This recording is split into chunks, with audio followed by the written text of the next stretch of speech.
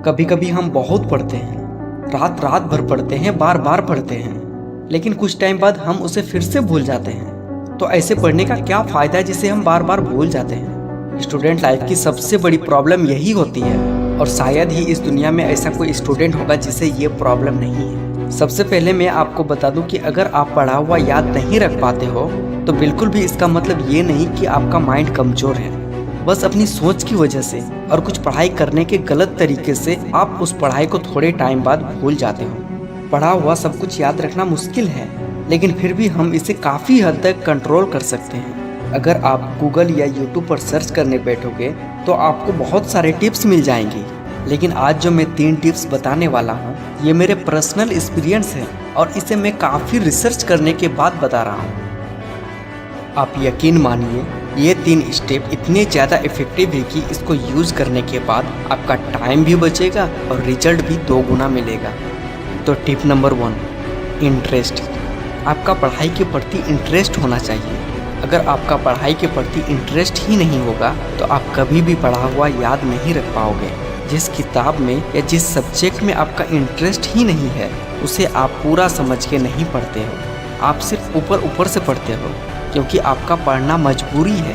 आपको एग्ज़ाम में अच्छा नंबर लाना है, इसलिए आप इसे पूरा रट रहे हो। आप जब भी पढ़ने बैठते हो आपका मन नहीं करता है, आप सोचते हो कि चलो यार बाद में पढ़ लेंगे। एक तो आप बिना मन के ज़बरदस्ती पढ़ने बैठते हो, और दूसरा जल्दी जल्दी पढ़कर उठ भी जाना चाहते हो, और ऐसी ही आपकी पढ़ाई आपके लिए बोझ बन गई है। अगर आप इसी माइंडसेट के साथ पढ़ने बैठोगे तो जाहिर सी बात है कि आप पढ़ाई याद नहीं रख पाओगे।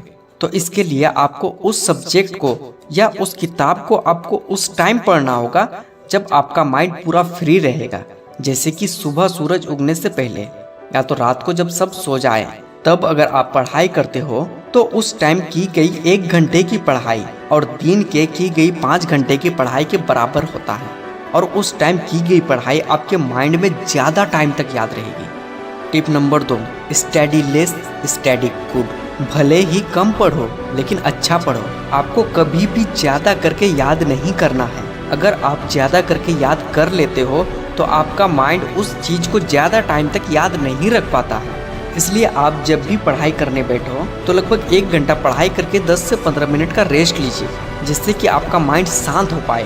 फिर जब आप शांत माइंड से पढ़ना स्टार्ट करोगे तो आपका माइंड उस पढ़ाई को तुरंत ही एक्सेप्ट कर लेता है, और वो एक्सेप्ट आप ज़्यादा टाइम तक याद रख पाते हो। और टिप नंबर 3 जो लास्ट है, रिवीजन।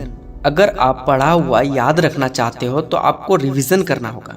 रिवीजन करने का सबसे बेस्ट तरीका, आपको रोज रात को सोने से पहले आप पूरे दिन भर में जो कुछ भी पढ़ते हो उसको एक बार रिवीजन कर लो, जिससे आप उसे जल्दी ही नहीं भूलोगे। और बहुत सारे ऐसे स्टूडेंट हैं जो रिवीजन करना पसंद नहीं करते हैं, लेकिन अगर आप उसे हमेशा के लिए याद रखना चाहते हो तो आपको रिवीजन करना होगा।